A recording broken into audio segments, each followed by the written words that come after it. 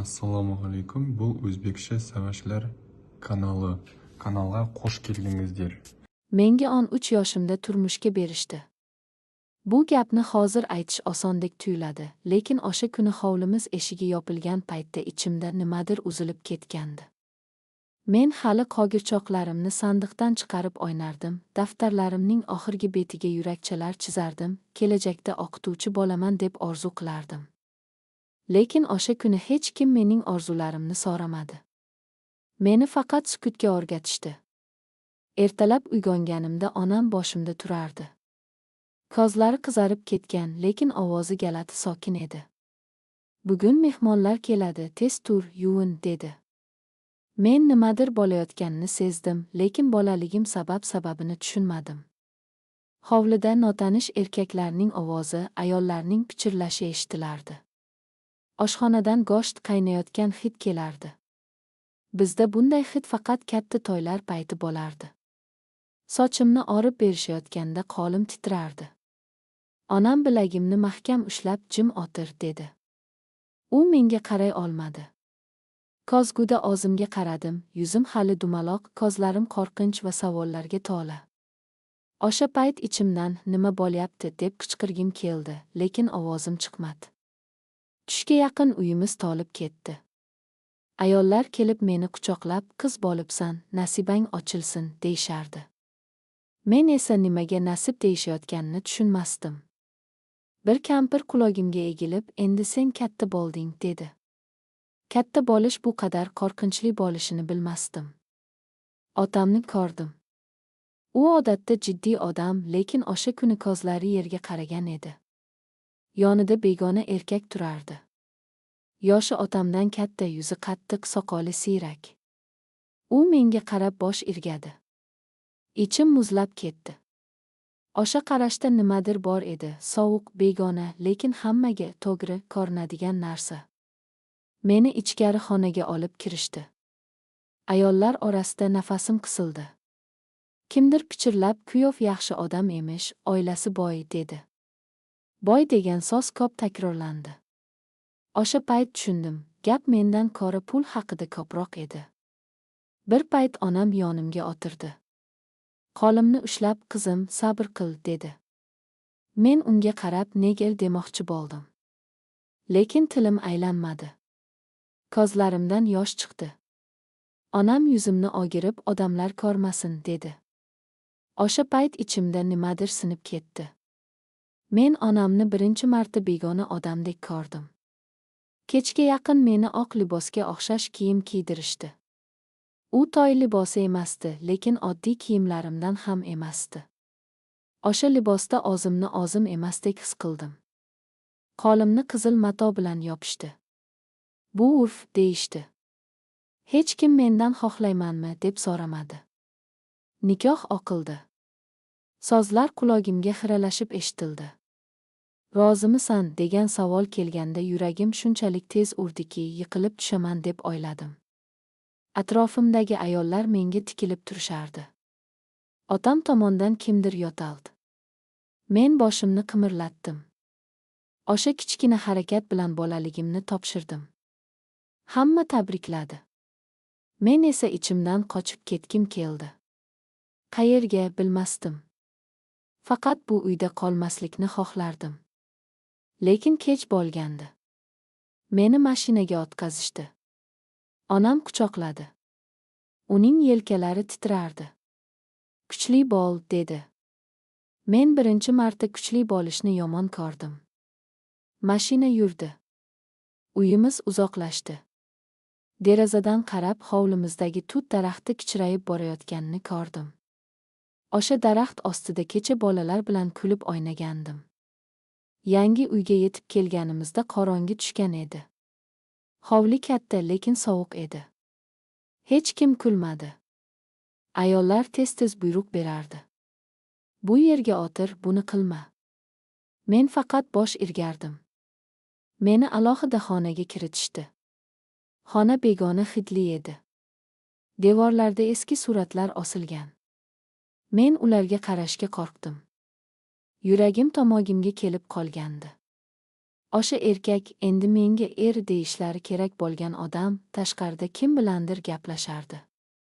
Uning ovozi qattiq, buyruq ohangida edi. Xonada yolg'iz qolganda nihoyat yig'ladim. Ovozimni yostiqqa bosib jim yig'ladim. Bu tush bo'lsin deb ichimdan qayta-qayta aytdim. Lekin devorlar joyida edi. Vaqt o'tmadi. Eshik ochildi.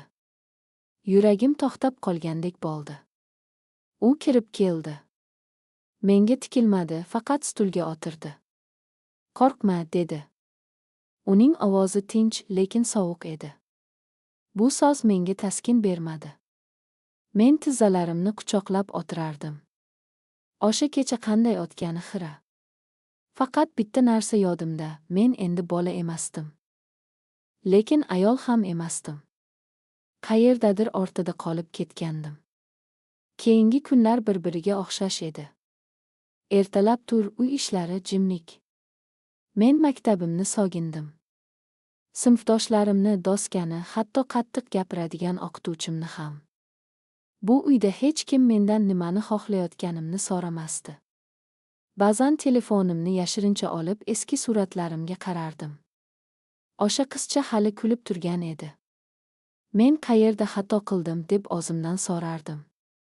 Javob yo'q edi. Bir kuni qaynonam menga qarab, "Endi sen bu uyda yashaysan, o'rgan", dedi. O'rganish. Bu so'z men uchun qamoqdek eshitilardi. Men o'rganishni emas, qochishni xohlardim. Ammo qayerga? Otamning uyi endi orqada qolgan edi. Menga sabr qil deyishgandi. Hamma sabrni men ko'tarishim kerakdek edi. Bir kecha hovlida yolg'iz qoldim. Osmonga qaradim. Yulduzlar o'sha edi. Faqat men o'zgargandim. O'sha payt ichimda galati fikr paydo bo'ldi. Bu nikoh tasodif emas edi. Nimadir bor edi. Nimadir yashirilgan. Keyingi kun tasodifan eshitib qoldim. Qaynona qo'shni ayol bilan past ovozda gaplashardi. Mening ismim tilga olindi. Keyin pul haqida gap ketdi. Juda ko'p pul. Men eshitganimdan yuragim siqildi. Demak, men faqat kelin emas edim. O'sha kecha xonamda o'tirib devordagi suratga yana bir bor qaradim. Suratdagi ayol menga o'xshardi. Juda o'xshardi. Yuragim yana tez ura boshladi. Chunki men u suratni avval ko'rmagandim. Va nima uchundir hech kim bu ayol haqida gapirmasdi. O'sha payt tushundim, bu uyda mendan oldin ham kimdir bo'lgan. Va uning taqdiri haqida hech kim gapirishni xohlamaydi. Shu fikr bilan yuragim muzlab ketdi. Chunki endi savol bitta edi. Men undan keyingi bo'lib qolmaymanmi? Eshik ortidan qadam tovushlari eshitildi. Kimdir sekin yaqinlashardi. Men nafasimni ichimga yutdim. Chunki endi bu uyda har bir tovush menga sirga o'xshardi. Va men bu sirni bilishga juda yaqin edim. Eshik ortidagi qadam tovushlari yaqinlashgan sari yuragim ko'kragimni yorib chiqadigandek bo'ldi. Nafasimni ushlab o'tirardim. Xonamga kirishdimi yoki yo'qmi, farqi yo'q edi. Men allaqachon qo'rqib bo'lgandim. Lekin eshik ochilmadi. Qadamlar o'tib ketdi. O'sha payt tushundim, bu uyda qo'rquv doimiy holat, u kirib kelishi shart emas, u allaqachon ichimda edi. Ertasi kuni meni juda erta uyg'otishdi. Quyosh hali chiqmagan, hovli sovuq, havo nam edi. Qaynonam ovozini balandlatmasdan, lekin buyruq ohangida gapirdi. Bugundan boshlab tartib bo'yicha yashaysan. Bu uyda hamma narsaning vaqti bor. Men bosh irgadim. Boshqa ilojim yo'q edi. Non yopdim, idish yuvdim, pol artdim. Qo'llarim og'ridi, belim uvushdi, lekin hech kim sezmagandek edi. Bu yerda yoshim muhim emasdi. Bu yerda men shunchaki kelin edim. O'sha payt ichimdan bir fikr o'tdi. Agar men yo'q bo'lib ketsam, kim sezadi? Tush payti qaynonam menga qarab qoldi. Nigohi uzoq, sinchkov edi. Senga bir gap bor, dedi. Yuragim yana tez ura boshladi.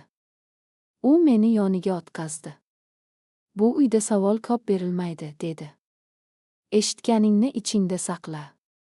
Men yana bosh irgadim. Bu mening eng yaxshi bilgan javobimga aylanib ulgurgandi. U menga eski sandiqni ko'rsatdi. Buni tozalaysan, dedi. Sandiq xonaning burchagida chang bosib yotardi. Ochganimda ichim titrab ketdi. Ichida ayollar kiyimlari bor edi. Lekin ular yangi emas, juda eski ham emasdi. Eng yomoni olchami menga juda mos edi. Bir ko'ylakni qo'limga oldim. Ichki tomoniga kichkina qilib ism yozilgan edi. Begona ism. Lekin nega yuragim siqilib ketganini tushunmadim. Bu yerda mendan oldin yashagan ayol bo'lgani endi shubhasiz edi. Kechga yaqin o'sha erkak uyga qaytdi. Hamma birdan jim bo'lib qoldi. Uy ichida havo o'zgargandek bo'ldi. U menga bir qarab qo'ydi. Nigohi xotirjam, lekin juda sovuq edi. O'rganib qolyapsanmi, deb so'radi. Bu savol mehrdan emasdi, tekshiruvdan edi. Ha, dedim sekin. O'sha kecha u bilan bir xonada bo'lishim kerak edi. Men buni bilardim. Qochib bo'lmasdi. Lekin ichimda nimadir qarshilik qilardi. Men deraza yonida turib tashqariga qaradim. Ko'chada it hurdi. Kimdir kuldi. Hayot davom etayotgandek edi. Faqat men uchun emas. U xonaga kirganda yuragim yana o'sha tanish qo'rquv bilan to'ldi. U gapira boshladi. Galati tarzda sokin, hatto muloyim edi. Bu uyda tartib bo'lsa, hamma narsa yaxshi bo'ladi, dedi. Menga muammo kerak emas. Men boshimni egdim. U mening yuzimni ko'tarib qaradi. Menga qaragin. Men qaradim. O'sha nigohda achinish yo'q edi. Faqat egalik bor edi. Keyingi kunlar shunday o'ta boshladi. Har kuni bir xil. Lekin men asta-sekin mayda-chuyda narsalarni sezishni boshladim. Qaynonamning gaplari, qo'shnilar bilan munosabatlar, uyning ayrim joylariga kiritilmasligim. Ayniqsa bitta xona bor edi. Eshigi doim yopiq. Yonidan o'tayotganimda ichim sovib ketardi. Bir kuni tasodifan o'sha xonaning eshigi ochiq qoldi. Ichkarida hech kim yo'q edi. Yuragim kirmar deb baqirardi, lekin oyogim ozi yurdi. Xona sovuq, derazalari qalin parda bilan yopilgan edi. Devorlarda yana suratlar. Yana o'sha ayol. Turli paytlarda, turli kiyimlarda. Lekin ko'zlari doim bir xil, gamgin, charchagan. Stolda kichkina daftar yotardi. Qo'lim titrab uni ochdim. Birinchi betida sana bor edi. Keyingi betlarda yozuvlar. O'qiy boshlaganim sayin ko'zimdan yosh chiqdi. U ham yosh bo'lgan. U ham qo'rqqan. U ham sabr qil degan so'zlarni yozgan edi. Oxirgi sahifa yirtilgan edi. Birdan orqamdan ovoz eshitildi. Nima qilyapsan? Yuragim to'xtab qolgandek bo'ldi. Qaynonam eshikda turardi. Uning yuzi qattiq, ko'zlari gazabli edi. Bu yerga kirma deb aytilgandi, dedi. Daftarni qo'limdan tortib oldi. Buni unut. Sen uchun foydasi yo'q. O'sha kecha uxlay olmadim. Boshimda mingta savol. O'sha ayol qayerga ketdi? Nega hech kim u haqida gapirmaydi? Va eng qo'rqinchlisi, nega hamma meni unga o'xshatardi? Bir necha kundan keyin yana bir gapni eshitib qoldim. Bu safar aniqroq. Pul haqida. Qarzdorlik haqida. Va mening ismim hujjatlarda borligi haqida. O'sha payt tushundim, bu nikoh faqat urf yoki majburiyat emas edi. Bu kelishuv edi. Men bu uyga kelin bo'lib emas, bir muammoni yopish uchun kelgan edim. O'sha tunda deraza yonida o'tirib, ichimda qaror pishdi. Men bu yerda jim olib ketmayman. Men haqiqatni bilaman. Hatto u menga qimmatga tushsa ham. Lekin ertasi kuni sodir bo'lgan voqea meni tayyor emasligimni ko'rsatdi. Chunki men sandiq ichidan yana bitta narsa topdim. Bu safar kiyim emas. Bu tibbiy hujjat edi. Va unda mening ismim yozila boshlagan edi. Hujjatni qo'limda ushlab turgan paytimda barmoqlarim muzlab qolgandek bo'ldi. Qog'oz oddiy edi, lekin undagi so'zlar yuragimni ezib yubordi. Ismim aniq yozilgan, familiyam ham. Sana esa men bu uyga kelganimdan keyingi kunlarga to'g'ri kelardi. Demak, bu tasodif emas edi. Demak, kimdir mendan oldin ham xuddi shunday boshlangan. Hujjatni yana sandiqqa qaytarib qo'ydim. Hech narsa ko'rmagandek, hech narsa bilmagandek yashashga majbur edim. O'sha kuni yuzimdan rang ketganini qaynonam sezdi. Kasalmadingmi deb so'radi. Ovozi gamxordek, lekin ko'zlari sinchkov edi. Yo'q, dedim. Yolg'on aytishni o'sha uyda tez o'rganib oldim. Kechga yaqin erim uyga keldi. U har doimgidek jim edi. Ovqat paytida qoshiq tovushlari eshitilib turardi. U birdan menga qaradi. Bugun sandiqni tozaladingmi, dedi. Yuragim yana o'sha tanish qo'rquv bilan qisildi. Ha, dedim. Ichida nimadir qiziq narsa yo'q edimi, deb davom etdi. Men boshimni sekin chayqadim. U menga uzoq tikildi. So'ng hech narsa demay o'rnidan turdi. Lekin o'sha qarash menga yetarli edi. U hammasini bilardi. O'sha kecha u menga birinchi marta jiddiy gapirdi. Bu uyda yashash oson emas, dedi. Lekin kim qoidaga bo'ysunsa zarar ko'rmaydi. Zarar so'zi qulog'imda jaranglab qoldi. Men nimani nazarda tutayotganini tushundim, lekin tushunmaganga oldim. Men harakat qilaman, dedim. U kulmadi. Harakat kamlik qiladi, dedi xolos. Keyingi kun qaynonam meni shaharga olib chiqishini aytdi. Yuragim ichimdan quvonib ketdi. Tashqariga chiqish, odamlarni ko'rish, nafas olish. Lekin bu quvonch uzoq cho'zilmadi. Mashinada u menga qattiq gapirdi. Bu yerda bo'layotgan narsalar haqida hech kimga ogiz ochma, dedi. Aks holda o'zingga yomon bo'ladi. Men derazadan tashqariga qarab, "Xo'p", dedim. Ichimda esa savol bor edi, qanchalik yomon. Kasalxonaga kirdik. O'sha joyni hujjatdan tanidim. Yuragim yana tez ura boshladi. Shifokor meni ko'rib familiyamni aytdi. Demak, ular meni kutishgan. Tekshiruvlar boshlandi. Hech kim menga tushuntirmadi. Qon oldilar, savollar berishdi. Men faqat javob berdim. Yoshing nechida degan savol kelganda hamma jim bo'lib qoldi. Qaynonam tezda aralashdi. Hujjatlarda yozilgan, dedi. Men o'sha payt tushundim, hujjatlar yolg'on edi. Uyga qaytgach yig'lab yubordim. Lekin ovozsiz. Yig'imni hech kim eshitmasligi kerak edi. Men hali tirik edim, lekin hayotim allaqachon boshqalarning qo'lida edi. Bir necha kundan keyin qo'shni ayol yashirincha menga gap qotdi.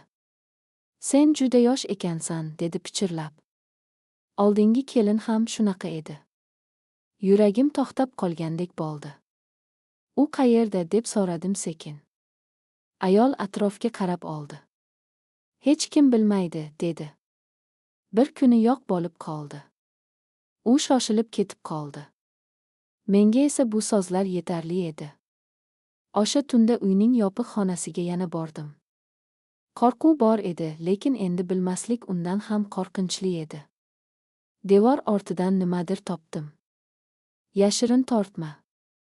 Ichida suratlar, hujjatlar va bir xat. Xatni o'qib, qo'llarim qaltirab ketdi. U ayol qochmoqchi bo'lgan edi.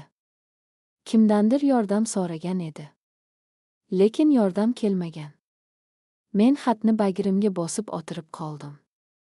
Endi bitta narsa aniq edi. Bu uyda qolish sekin yo'q bo'lish demak edi. Qochish esa xavfli. Lekin men tanlashim kerak edi. Eshik ortidan ovoz eshitildi. Bu safar qadamlar sekin emasdi. Kimdir eshik tutqichini ushladi. Men xatni yashirishga ham ulgurmadim. Chunki o'sha payt ichimda dahshatli fikr chaqnadi. Ular men nimani bilib qolganimni allaqachon sezishgan edi. Eshik ochildi. Qaynonam edi. Uning ortidan u ham ko'rindi. Yuragim tomogimga tiqilib qoldi. Qo'limdagi xatni ko'rishdimi yoki yo'qmi bilmadim, lekin qaynonamning nigohi to'g'ridan to'g'ri qo'llarimga tushdi. Men xatni orqamga yashirdim. U hech narsa demadi. Faqat chiq dedi. Ovozi sokin, lekin bu sokinlikdan sovuqroq narsa yo'q edi. Ular meni mehmonxonaga olib chiqishdi. Stol ustida choy, lekin hech kim ichmadi. Jimlik juda og'ir edi. Nihoyat u gap boshladi. Sen aqlli qizsan, dedi. Ortiqcha qiziqish bu uyda foyda keltirmaydi. Men indamadim. Qaynonam qo'shimcha qildi. Biz seni yomonlik uchun olganimiz yo'q. Hammasi o'z foydang uchun. Foyda so'zi yana qulog'imni teshib o'tdi. Men o'zimni tutolmay so'radim. Oldingi kelin qayerda? Hamma jim bo'lib qoldi. Qaynonamning yuzi bir lahza o'zgardi, keyin yana sovuqqonlik qaytdi. U noshukr edi, dedi. Qoidaga bo'ysunmadi. Shu bilan gap tugagandek bo'ldi. Lekin men tushundim, bu javob emas edi. O'sha kundan keyin menga nisbatan nazorat kuchaydi. Yolg'iz qolmasdim. Telefonimni olib qo'yishdi. Har bir qadamim ko'z ostida edi. Men esa ichimda sanay boshladim. Kunlarni, imkoniyatlarni, odamlarning yuzidagi mayda o'zgarishlarni. Qochish reja emas edi, bu zarurat edi. Bir kuni hovliga suv quyayotganda eshik oldida notanish mashina to'xtadi. Ichidan bir erkak tushdi. U bilan erim past ovozda gaplashdi. Men suvni sekin quyib quloq soldim. Hujjatlar tayyormi degan so'zni eshitdim. Yana kechiktirmaylik, dedi boshqasi. Yuragim yana tez ura boshladi. Yana nimaga tayyorlashardi? O'sha kecha tush ko'rdim. O'sha suratdagi ayol menga qarab turardi. Vaqt yo'q, dedi u, uyg'onib ketdim. Tanayim muzlab ketgan, peshonam hol edi. Bu tush emasdi. Bu ogohlantirish edi. Ertasi kuni qaynonam meni yana shaharga olib chiqqanini aytdi. Bu safar ichimda galati sokinlik bor edi. Qo'rquv ham, umid ham birga aralashib ketgandi. Mashinada ketayotganda imkon qidirdim. Yo'l, odamlar, burilishlar. Hammasini yodda saqladim. Kasalxonaga kirganimizda men ataylab ortda qoldim. Yo'lakda bir hamshira bilan ko'zimiz to'qnashdi. Yosh ko'zlarda achinish bor edi. Juda past ovozda yordam bering, dedim. U bir lahza to'xtadi. Hech narsa demadi. Lekin ketayotganda qog'ozni yerga tashlab yuborgandek qildi. Men sezdirmay olib oldim. Unda bitta so'z bor edi. Chiq. Bu so'z menga kuch berdi. Tekshiruvdan keyin hojatxonaga kiraman deb ajraldim. Qaynonam tashqarida kutdi. Ichkarida yuragimni bosib turdim. Orqa eshik bor edi. Men uni oldin sezmagandim. Ochildi. Men yugurdim. Qayerga ekanini bilmasdim. Faqat yugurdim. Orqamdan ovozlar eshitildi. Kimdir ismimni baqirdi. Odamlar qarab qoldi. Kimdir yo'limni to'smoqchi bo'ldi, men chetlab o'tdim. Nafasim yetmay qolgandi. Nihoyat ko'chaga chiqib oldim. Mashinalar, shovqin, hayot. Men yig'lab yubordim, lekin yugurishda davom etdim. Qayerga borishni bilmasdim. Telefon yo'q. Pul yo'q. Faqat bitta manzil bor edi, qo'shni ayol aytib ketgan eski uy. Men u tomonga yo'l oldim. Eshikni taqillatdim. Ayol ochdi. Meni ko'rib rangi oqarib ketdi. Kel, dedi tezda. Eshikni yopdi. U menga suv berdi. Ular seni izlaydi, dedi. Bu uy xavfsiz emas. Men titrab o'tirardim. Oldingi kelin, dedim. Ayol boshini egdi. U qochib kelgandi, dedi. Keyin qaytarib olib ketishdi. Shu gap bilan hammasi tushunarli bo'ldi. Biz reja tuzdik. Lekin vaqt juda kam edi. Chunki tashqaridan mashina tovushi eshitildi.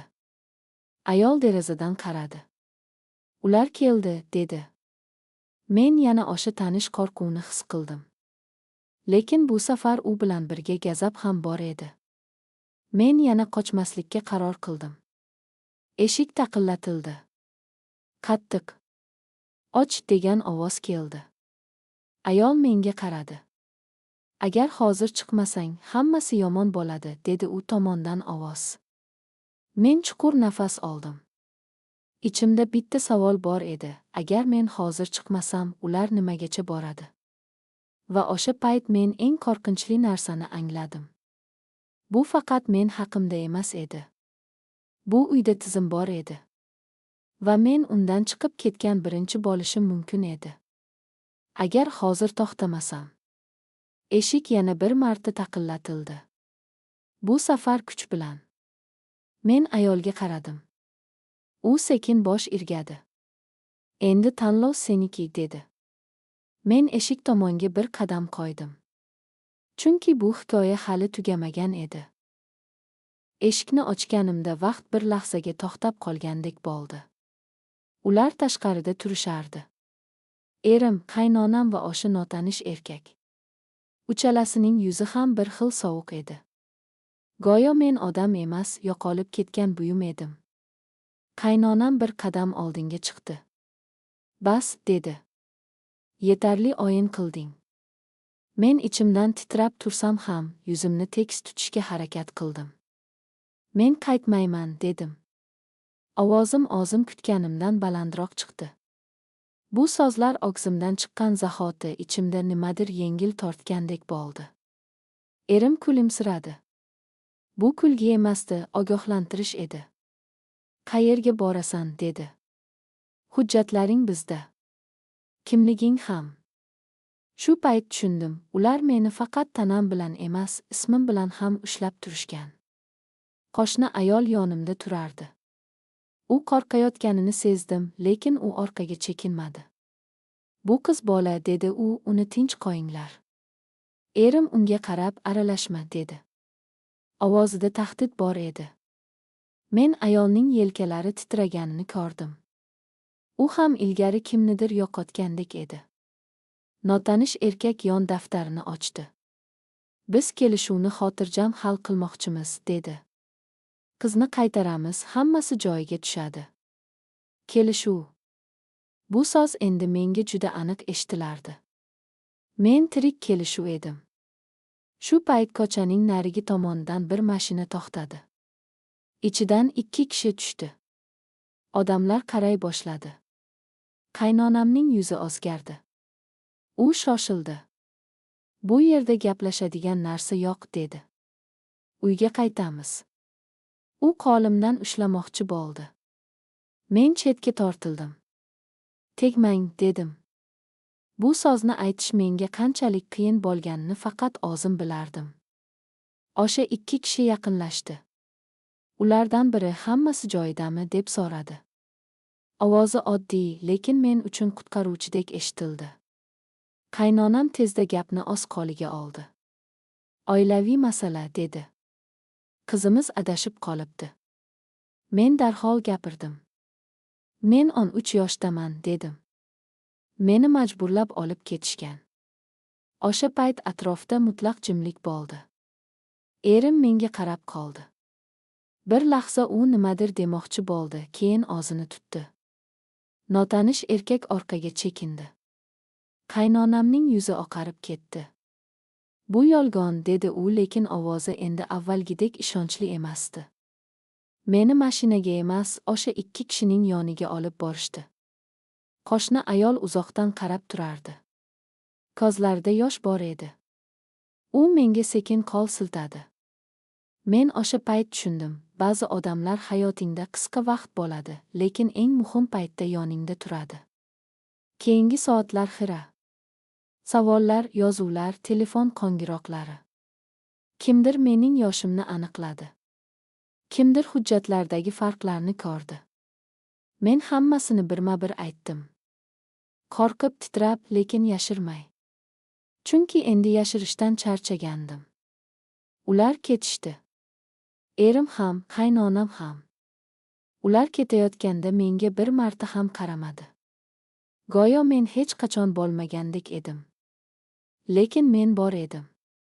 Va bu juda muhim edi. Bir necha kundan keyin men boshqa joyda edim. Oddiy xona. Oqartirilgan devorlar. Deraza yonida kichkina stol. Men o'sha yerda birinchi marta xotirjam uxladim. Tush ko'rmadim. Faqat chuqur, sokin uyqu. Lekin hikoya shu bilan tugamadi. Bir kuni menga o'sha daftarni olib kelishdi. Yirtilgan sahifalari bilan.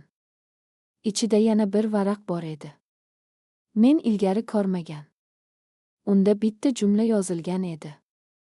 Agar kimdir buni o'qiyotgan bo'lsa, demak men uddalay olmadim. O'sha payt ichimda nimadir qattiq og'ridi. Men o'sha ayolni esladim.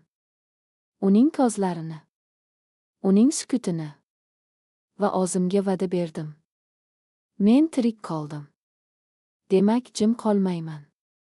Deraza yoniga borib tashqariga qaradim. Quyosh botayotgan edi. Osmon qizil. Yangi kunlar kelardi. Qiyin, og'ir, lekin meniki bo'lgan kunlar. Lekin eng qo'rqinchli narsa hali oldinda ekanini men o'sha payt bilmasdim. Chunki telefon jiringladi. Notanish raqam. Men qo'ng'iroqqa qarab qoldim. Yuragim yana tez ura boshladi. Chunki ba'zi tizimlar bir kunda yiqilmaydi. Va bu qo'ng'iroq o'sha tizim hali meni unutmaganidan dalolat berardi. Telefon jiringlab turgan paytda qo'lim qotib qolgandek bo'ldi. Raqam notanish. Yuragim ichimdan olma deb baqirardi, lekin nimadir meni majbur qildi. Chunki endi qochish yo'q edi. Men bu ovozdan butun umr qochib yuramanmi? Qo'ng'iroqni oldim. Salom, dedi erkak ovozi. Juda xotirjam. Juda tanish. Qanday ahvoling? U ismimni aytmadi, lekin kimligini bilishim shart emasdi. Ovozi yetarli edi. Nafasim qisildi. Menga boshqa qo'ng'iroq qilmang, dedim. Ovozim titradi. U kuldi. Sekin. Shoshma, dedi. Biz hali gaplashib ulgurmadik. Telefonni uzdim. Lekin qo'llarim hanuz titrardi. Xonada yolg'iz edim. Devorlar yaqinlashgandek tuyuldi. Men endi u uyda emasdim, lekin ular hali ham boshimning ichida edi. Bu eng yomon qamoq ekanini o'sha payt tushundim. Ertasi kuni menga aytishdi, vaqtincha boshqa joyga o'tkazishadi. Xavfsizlik uchun, deyishdi. Xavfsizlik. Bu so'zni eshitganda kulgim keldi. Agar xavfsizlik bo'lganida men 13 yoshimda kelin bo'lmasdim. Yangi joy boshqa shahar chetidagi bino edi. Odamlar kam. Tinch. Lekin tinchlik ham ba'zan qo'rqinchli bo'larkan. Ayniqsa kechalari. Har bir tovushdan chochib uyg'onardim. Har bir tushimda o'sha yopiq xona, o'sha suratdagi ayol, o'sha sandiq. Bir kuni menga ijtimoiy xodim keldi. Yosh ayol, ko'zlari muloyim. Sen aytganlaring juda muhim, dedi. Bu yolg'iz holat emas. Shu gapdan yuragim siqilib ketdi. Qancha, deb so'radim. U bir oz jim qoldi. Ko'p, dedi xolos. O'sha payt tushundim, men bitta hikoya emasdim. Men tizimning ichidagi bitta bo'lak edim. U mendan yana so'radi. Har bir detali bilan. Men gapirdim. Ba'zan to'xtab, ba'zan yiglab. U yozib bordi. Agar sen rozi bo'lsang, dedi oxirida, ish ochiladi. Ish. Sud. Odamlar. Eshitib yana qo'rqdim. Agar ular meni topsachi, dedim. U ko'zimga qaradi. Agar jim qolsang, ular albatta yana kimnidir topadi, dedi. O'sha kecha uxlay olmadim. Deraza yonida o'tirib uzoq vaqt osmonga qaradim. O'sha ayolni esladim. Daftardagi so'nggi jumlani. Men uddalay olmadim. Balki u ham bir paytlar shunday qo'rqqandir. Balki u ham sukutni tanlagandir. Men esa tirik edim. Bu mas'uliyat ekanini endi tushunardim. Bir necha kundan keyin yana qo'ng'iroq bo'ldi. Bu safar boshqa raqam. Biz kelishuv topishimiz mumkin, dedi ovoz. Senga yaxshi hayot taklif qilamiz. O'qish, pul. Faqat eshitganlaringni unut. Uning ohangi shunchalik ishonchli ediki, bir lahza ichimda shubha paydo bo'ldi. Axir men charchagandim. Juda charchagandim. Lekin keyin sandiqdagi kiyimlarni esladim. Menga mos kelgan, lekin menga tegishli bo'lmagan kiyimlarni. Suratdagi ayolning ko'zlarini va o'sha yopiq xonaning sovuq hidini. Yo'q, dedim. Bu safar ovozim qattiq chiqdi. Men unutmayman. Telefon uzildi.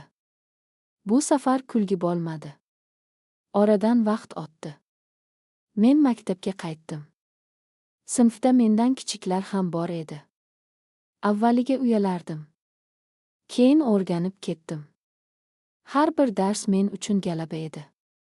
Har bir yozilgan satr o'sha tizimga qarshi kichkina zarba. Bir kuni menga xabar keldi. Ular ketayotgan ekan. Shahardan. Hujjatlar ochilgan. Tekshiruvlar boshlangan. Qaynonamning ismi tilga olinibdi. Erimning ham. Men buni eshitib xursand bo'ldim deb aytolmayman. Ichimda faqat bitta hissiyot bor edi, yengillik. Lekin kechasi yana tush ko'rdim. O'sha ayol bu safar menga qarab kulib turardi. Endi navbat sendan keyingilarga, dedi. Men uyg'onib ketdim. Yuragim tez urardi. Chunki tushundim, men qutuldim, lekin hikoya tugamadi. Ertalab ijtimoiy xodim keldi. Uning yuzida jiddiylik bor edi. Yana bir qiz chiqdi, dedi. Sening ismingni aytibdi. O'sha payt tanamdan sovuq o'tdi. Demak, ular to'xtamagan. Demak, men hali ham bu ishning ichidaman. Men deraza tomonga qaradim. Quyosh chiqayotgan edi. Yangi kun. Yangi qaror. Ichimda bitta savol bor edi. Agar men hozir yana gapirsam, yana oldinga chiqsam, ular bu safar qanchalik uzoqqa boradi? Va eng qo'rqinchlisi shuki, men endi jim tura olmasligimni bilardim. Ijtimoiy xodimning yana bir qiz chiqdi degan gapi qulog'imda takrorlanib turardi.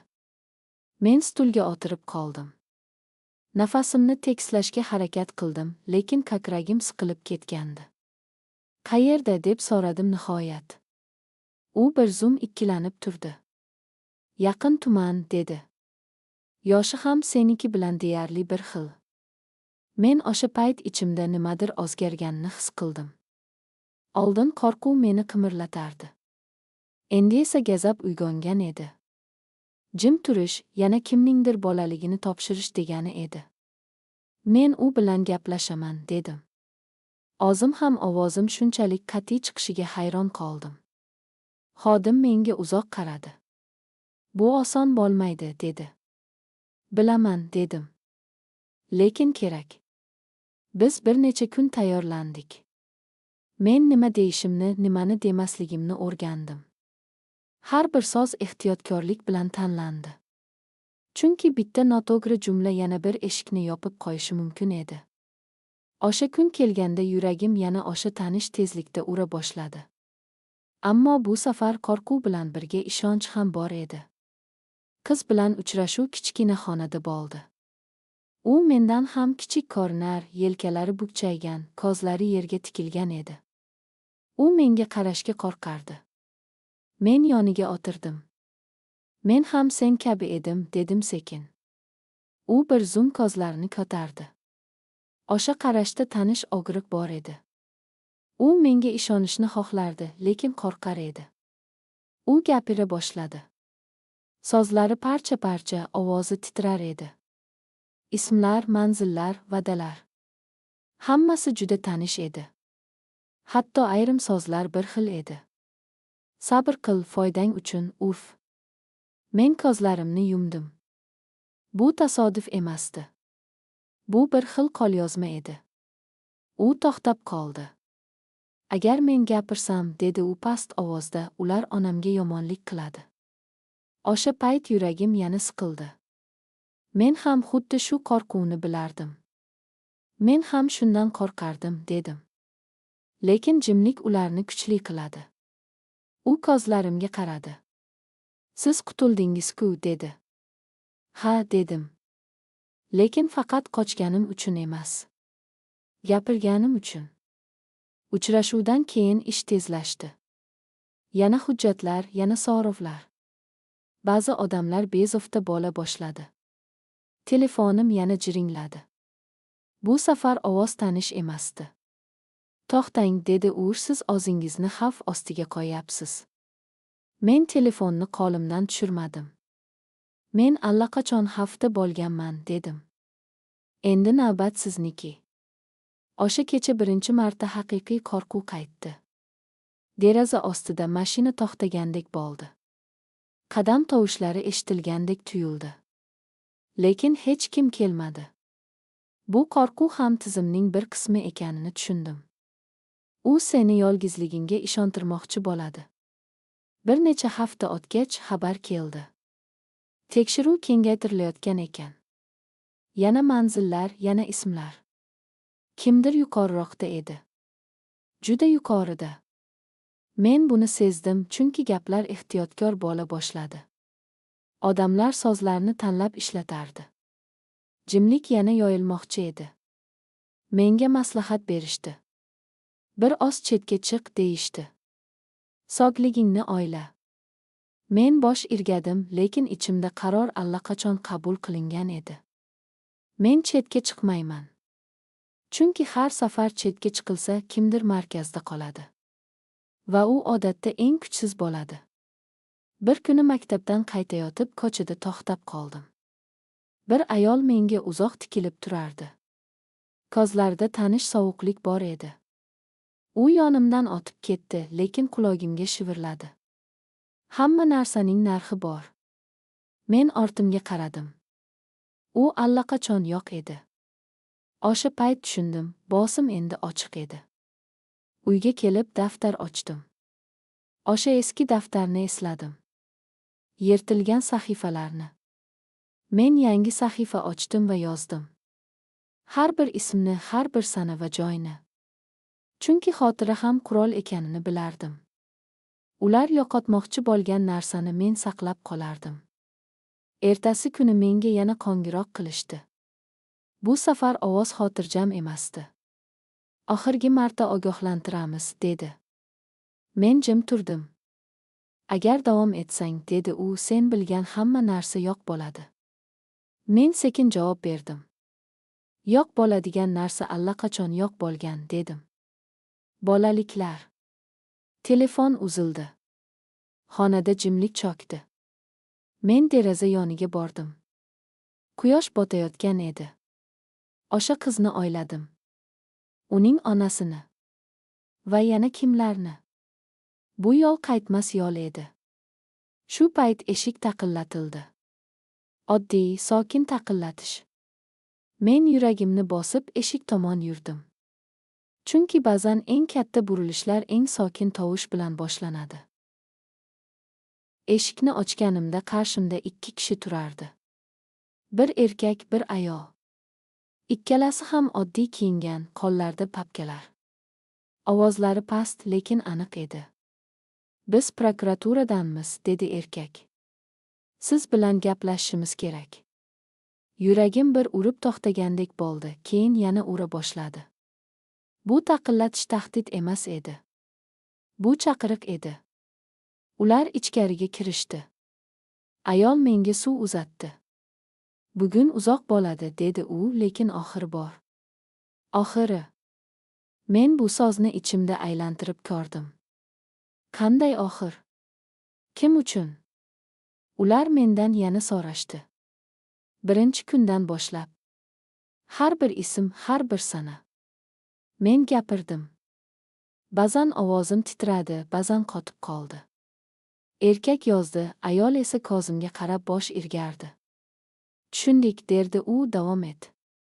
O'sha payt birinchi marta o'zimni yolg'iz his qilmadim. Keyin ular papkadan suratlar chiqardi. Uy, o'sha hovli, o'sha yopiq xona, sandiq. Bularni taniysizmi deb so'rashdi. Men boshimni qimirlatdim. Bu uyda faqat siz bo'lmagansiz, dedi erkak. Biz buni hozir isbotlayapmiz. Yuragim yana tez ura boshladi. Demak, daftar yolg'iz emas edi. Ular ketayotganda ayol menga bir varaq qoldirdi. Agar qo'rqib qolsangiz, dedi. Qo'ng'iroq qiling. Men varaqni ushladim. Qog'oz oddiy edi. Lekin undagi raqam menga tayanch bo'lib tuyuldi. Oradan kunlar o'tdi. Ko'chada o'sha sovuq nigohlar yo'qoldi. Telefon jim bo'ldi. Bu jimlik bu safar qo'rqinchli emasdi. Bu boshliq edi. Men maktabga bordim, dars qildim, uyga qaytdim. Oddiylikni o'rganardim. Oddiylik ham mashq talab qilarkan. Bir kuni ijtimoiy xodim keldi. Yuzida tabassum bor edi. Ish ochildi, dedi. Keng. Keng degani ko'p odamlar degani edi. Men o'sha payt na quvondim, na yig'ladim. Faqat chuqur nafas oldim. Ko'kragimdagi og'irlik bir oz yengillashgandek bo'ldi. Sud kuni kelganda qo'llarim sovuq edi. Zal katta emasdi, lekin odamlar ko'p edi. Men ularni ko'rdim. Ular menga qaramadi. Men esa qaradim. Bir marta. Oxirgi marta. Qaynonamning ko'zlari qochdi. Erimning yuzi ifodasiz edi. Notanish erkak esa qog'ozlarga tikilib o'tirardi. Men o'sha payt tushundim, kuch baqirishda emas, qolishda ekan. Men gapirdim. Ovoz baland bo'lmadi. Lekin zal jim bo'ldi. Har bir sozim o'sha yopiq xonadagi sovuqni eslatdi. Har bir pauza sandiqning og'ir hidini qaytardi. Men to'xtamadim. Chunki to'xtasam, yana kimdir to'xtab qolardi. Keyin u qiz gapirdi.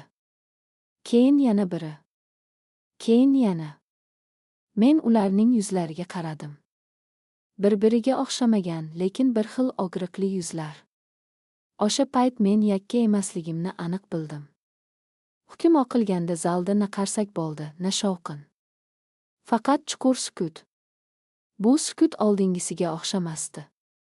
Bu yakun sukuti edi. Men ko'zimni yumdim. Nafasimni tekislashga harakat qildim. Ichimda bir savol bor edi. Endi nima? Keyin hayot sekin-sekin qayta boshlandi. Maktab, kitoblar, do'stlar, ba'zan kulgi, ba'zan ko'z yosh. Men o'sha daftarni saqlab qo'ydim. Yirtilgan sahifalari bilan. U menga qayerdan kelganimni eslatardi. Va qayerga qaytmasligimni ham. Bir kuni maktabda bir qiz yonimga keldi. Juda sekin gapirdi. Siz bilan gaplashsam bo'ladimi, dedi. Uning ko'zlarida o'sha tanish qo'rquv bor edi. Men yonimdagi stulni ko'rsatdim. O'tir, dedim. Bu so'z men uchun eng muhim so'zga aylandi. Kechqurun deraza yonida turib osmonga qaradim. Yulduzlar o'sha edi. Lekin men boshqacha edim. Men endi faqat qutilgan qiz emasdim. Men guvoh edim. Va guvohlar jim turmasa tizimlar qulaydi. Telefonim jiringladi. Notanish raqam emas. O'sha varaqdagi raqam. Yana bir ish bor, dedi ayol ovozi. Tayyormisan? Men chuqur nafas oldim. Ha, dedim. Chunki men bilardim, bu hikoya tugadi. Lekin yo'l endi boshlanayotgan edi. Telefonni qo'yganimdan keyin uzoq vaqt deraza yonida qotib turdim. Yana bir ish bor degan gap qulog'imdan ketmadi. Men tayyorman dedim, lekin bu tayyorlik nimani anglatishini o'zim ham bilmasdim. Faqat bitta narsani aniq his qildim, orqaga qaytish yo'q edi. Ertasi kuni erta tongda uchrashuv bo'ldi. Kichkina xona, oddiy stol, 2 stul. Ayol papkasini ochdi. Bu ish oldingisidan ham murakkab dedi. Chunki bu safar hamma narsa hujjatlarda toza ko'rinadi. Toza. Men bu so'zni yomon ko'rib qolgandim. Chunki eng iflos ishlar ko'pincha toza qog'ozlarda yashirinardi. U menga bir nechta fotosuratlarni ko'rsatdi. Yana tanish manzaralar. Katta hovli, yopiq eshiklar, sukut. Bu joy boshqa viloyatda, dedi u, lekin uslub bir xil. Yuragim siqildi. Demak, men bilganlarim faqat bitta uy bilan tugamagan. Bizga ichkaridan ovoz kerak, dedi u ishonchli. Kimdir gaplashishni xohlaydi, lekin qo'rqadi. Men bir lahza o'ylab qoldim. O'sha qo'rquvni juda yaxshi bilardim. Men gaplashaman, dedim. Ovozim sekin, lekin qat'iy chiqdi. Uchrashuv yashirin bo'ldi. Qiz juda yosh edi. Ko'zlari doim eshik tomonga qarardi. Qo'llari titrardi. Men yoniga o'tirdim. Menga qaragin, dedim. Men ham shunday titraganman. U sekin ko'zlarini ko'tardi. Bir zumda ko'zlarimiz uchrashdi. O'sha lahzada u menga ishonishga qaror qildi. Men buni sezdim. U gapira boshladi. Har bir so'zi yuragimga urilardi. Chunki u aytayotganlar men boshdan kechirgan yo'lning davomidek edi. Faqat boshqa manzil, boshqa ismlar. Lekin bir xil qo'rquv. Bir xil va'dalar. Agar jim tursang, hammasi yaxshi bo'ladi, degan yolg'on. U to'xtadi. Agar men gapirsam, dedi u, meni yo'q qilishadi. Men chuqur nafas oldim. Meni ham shunday qo'rqitishgan, dedim. Lekin men tirikman. Chunki men yolg'iz emas edim. Bu so'zlar uni yig'latdi. Yigi ba'zan eng to'g'ri javob bo'larkan. Keyingi kunlar juda tez o'tdi. Yana yozuvlar, yana guvohliklar. Ba'zi kechalari uxlay olmadim. Eski tushlar qaytib kelardi. Lekin endi u tushlar meni to'xtatmasdi. Ular meni itarardi. Bir kuni menga xabar keldi. Bosim bo'ladi, deyishdi. Seni obro'sizlantirishga harakat qilishadi. Oradan ko'p o'tmay bu boshlandi. Kimdir ijtimoiy tarmoqlarda yolg'onlar yozdi. Kimdir meni e'tibor izlayapti, dedi. Oqib yuragim og'ridi. Lekin keyin o'sha qizning ko'zlarini esladim. Va jim qolmadim. Men chiqib gapirdim. Ismlar aytmadim. Manzillar bermadim. Faqat haqiqatni aytdim. O'zimni. Ovoz titradi. Lekin men to'xtamadim. Chunki har bir so'z bilan yana kimdir eshitardi. Va eshitish ham qutqarish ekanini men endi bilardim. Bosim kuchaydi. Lekin bir narsa o'zgardi. Odamlar savol bera boshladi. Savollar ko'payganda tizimlar titraydi. Men buni o'sha payt aniq sezdim. Bir kecha menga xabar keldi. Qisqa. To'xtamasang afsuslanasan. Men telefonni qo'limda uzoq ushlab turdim. Keyin o'chirib qo'ydim. Chunki qo'rquv endi menga buyruq bera olmasdi. Oradan oylar o'tdi. Yangi ishlar ochildi. Yangi qizlar chiqdi. Ba'zilari gapirdi. Ba'zilari hali ham sukutda edi. Lekin endi ular yolg'iz emasdi. Bu eng katta farq edi. Bir kuni men o'sha eski daftarni yana ochdim. Yirtilgan sahifalar orasiga yangi varaq qo'ydim. Va yozdim. Sen uddalay olmading. Lekin biz uddalayapmiz. Qalamni qo'yganimda ko'zlarimdan yosh chiqdi. Bu og'riqdan emas edi. Bu yengillik edi. Kechqurun deraza yonida o'tirib uzoq vaqt osmonga qaradim. Yulduzlar jim. Lekin men ichimda shovqin bor edi. Hayot. Kurash. Davom. Telefon jiringladi. Bu safar yangi raqam. Yosh ovoz. Juda past. Men ham gapirmoqchiman, dedi u. Men ko'zlarimni yumdim. Chuqur nafas oldim. Va javob berdim. Kel. Men seni eshitaman. Chunki bu hikoya bitta qiz haqida emas edi. Bu ovozini qaytarib olayotganlar haqida edi. Va bu yo'l men bilardim hali juda uzoq edi. Yangi qiz kelgan kuni havo galati og'ir edi. Go'yo shahar ham nafasini ichiga yutib turgandek. Men eshikni ochganimda u boshini pastga egib turardi. Yelkalari tor, qo'llari sovuq. "O'tir", dedim. U o'tirdi, lekin ko'zlarini ko'tarmadi. Men shoshmadim. Ba'zi hikoyalar majburlab chiqmaydi, ular ishonchni kutadi. Bir necha daqiqa jim o'tirdik. Keyin u gap boshladi. Avval pichirlab, keyin aniqroq. U ham "sabr qil" degan so'zlarni eshitgan. Unga ham hujjatlar tayyor deyishgan. Unga ham oilaviy masala deb ogiz yopishgan. Har bir jumlasi menga tanish edi. Go'yo bir xil matn, faqat ismi o'zgargan. U to'xtadi. "Men qochib ketdim", dedi u, lekin meni qaytarishmoqchi. Bu gapni aytganda qo'llari qaltirab ketdi. Men uning qo'liga qaradim. O'sha qaltirashni o'zimda necha bor ko'rganman. "Qayerdasan hozir?" deb so'radim. U manzilni aytmadi. Faqat "xavfsiz emas", dedi. Bu ham yetarli edi. Men ijtimoiy xodimga qaradim. U bosh irgadi. "Reja bor edi, lekin vaqt kam edi. Juda kam." "Bugun", dedi u, "hozir." Qiz ko'zlarini ko'tardi. "Agar hozir ketmasam", dedi u sekin, "meni topishadi." Bu gap xonani muzlatib yubordi. Biz harakat qildik. Tez, lekin shovqinsiz. Telefonlar o'chirildi. Yo'llar almashtirildi. Mashinada ketayotganda qiz oynaga tikilib qoldi. Men uning ko'zlarida orqaga qarashni ko'rdim. Ba'zan eng qiyin qadam oldinga emas, orqaga qaramaslik ekanini bilardim.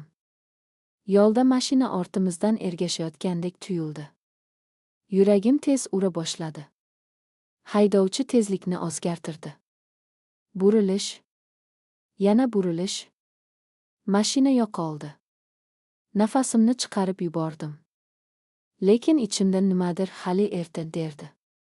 Xavfsiz joyga yetib kelganimizda qiz yig'lab yubordi. Ovozi chiqib yig'ladi. Bu yigi qo'rquvdan emas edi. Bu tanadan chiqib ketayotgan zoriqish edi. Men yonida o'tirib qoldim. Hech narsa demadim.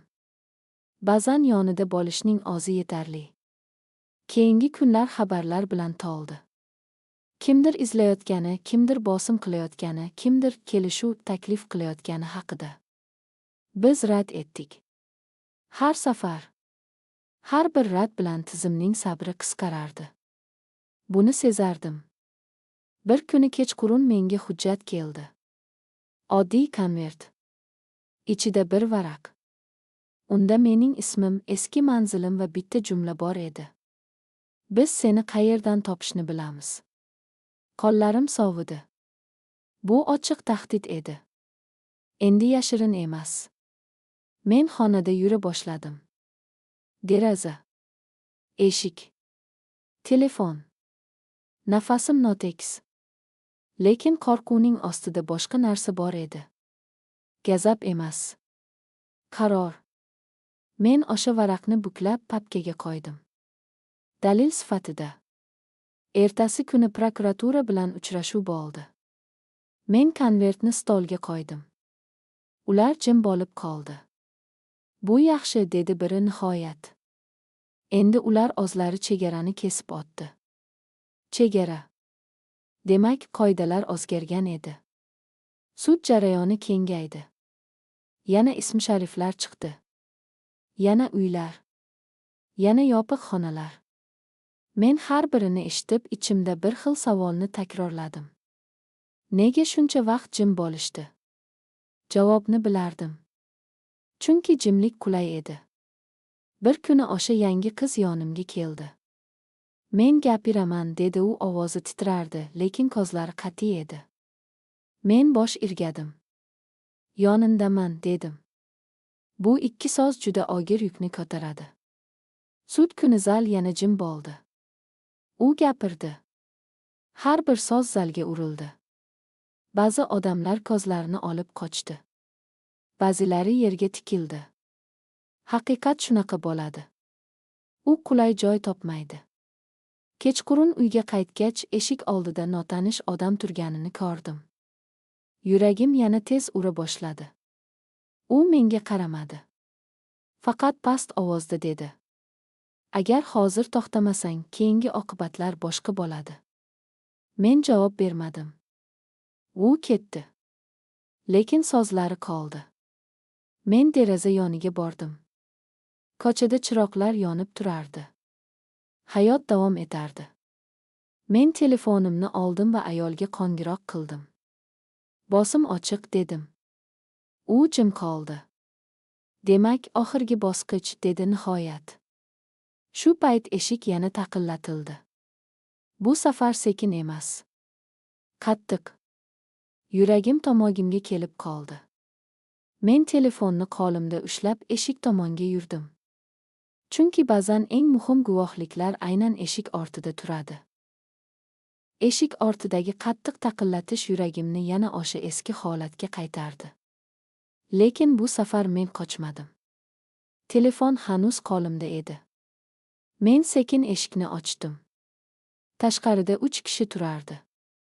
2 erkak, 1 ayol. Hujjatlarini ko'rsatishdi. Bu safar ularning ovozi buyruq emasdi. Aniq edi. "Sizga nisbatan tahdidlar bo'yicha tezkor choralar ko'rilmoqda", dedi ayol. "Siz biz bilan borishingiz kerak." Men bosh irgadim. Ichimda qo'rquv bor edi, lekin u endi boshqarmasdi. Meni vaqtinchalik boshqa joyga olib ketishdi. Manzilni aytishmadi. Derazalari panjarali emas, lekin yopiq. Bu qamoq emasdi. Bu himoya edi. O'sha farqni darrov sezdim. Chunki bu yerda hech kim menga sabr qil demadi. Ertasi kuni menga hamma narsani ochiq aytishdi. Ish juda kattalashib ketgan edi. 1 emas, 2 emas, o'nlab holatlar. Turli viloyatlar. Bir xil sxema. Qizlar, hujjatlar, pul, sukut. Men eshitib o'tirarkanman, ichimda bitta savol bor edi. Qachondan beri? Javob qisqa bo'ldi. Yillar. Sud yakuniy bosqichga o'tdi. Bu safar zal kattaroq edi. Odamlar ko'p. Jurnalistlar. Kameralar. Men buni xohlamagandim. Lekin bu endi mening xohishimdan chiqib ketgandi. Chunki haqiqat endi yashirinishni istamasdi. Ular kirib kelishdi. Endi menga qaramay o'tira olishmasdi. Qaynonam qarib qolgandek edi. Erimning yuzi rangsiz. Notanish erkak yo'q edi. Keyin bildim, u allaqachon mamlakatni tark etmoqchi bo'lib qo'lga olingan ekan. Hukm o'qildi. Sozlar rasmiy edi, lekin mazmuni og'ir. Jazo. Muddatlar. Musodara. Men tingladim. Yiglamadim. Chunki ko'z yoshlarimni oldinroq to'kib bo'lgandim. Bu endi yakun edi. Suddan chiqqanimda havo boshqacha tuyuldi. Go'yo ko'kragim kengaygandek. Lekin yengillik bilan birga bo'shliq ham keldi. Yillar davomida meni ushlab turgan qo'rquv yo'q edi. Uning o'rnida savol bor edi. Endi kimman? Oradan vaqt o'tdi. Men o'qishni davom ettirdim. Yangi odamlar. Yangi suhbatlar. Ba'zan kuldim. Ba'zan kechalari uyg'onib ketdim. Ba'zi jarohatlar hukm bilan bitmaydi. Lekin ular bilan yashashni o'rganish mumkin ekan. Bir kuni o'sha yangi qiz menga xabar yozdi. Men maktabga qaytdim, debdi. Keyin yana biri yozdi. Keyin yana. Men ularning xabarlarini o'qib jim o'tirib qoldim. Chunki ba'zan eng katta g'alaba baland ovozda bo'lmaydi. U daftarlar, darslar, oddiy kunlar bilan keladi. O'sha eski daftarni yana ochdim. Yirtilgan sahifalar orasida birinchi marta bosh joy kam qolganini sezdim. Oxirgi sahifaga yozdim. Men tirik qoldim. Va men gapirdim. Nuqta qo'ydim. Birinchi marta nuqta qo'yishdan qo'rqmadim. Bugun men 13 yoshli qiz emasman. Lekin u qiz ichimda yashaydi. U menga qachon jim bo'lmaslikni eslatadi. Qachon qo'rqmaslikni emas, qo'rqsam ham to'xtamaslikni o'rgatadi. Ba'zan odamlar mendan so'rashadi. Afsuslanmaysanmi? Men javob bermayman. Chunki afsus bu sukutga yaqin so'z. Men esa sukutdan chiqqanman. Agar sen hozir bu hikoyani eshitayotgan bo'lsang va ichingda nimadir qimirlayotgan bo'lsa, demak u qizlar yolg'iz emas. Demak, bu hikoya faqat men haqimda emas edi. Va eng oxirida shuni aytaman. Meni 13 yoshimda turmushga berishdi. Lekin meni sindira olishmadi. Chunki haqiqatni aytgan odamni butun tizim ham qayta qamab qo'ya olmaydi.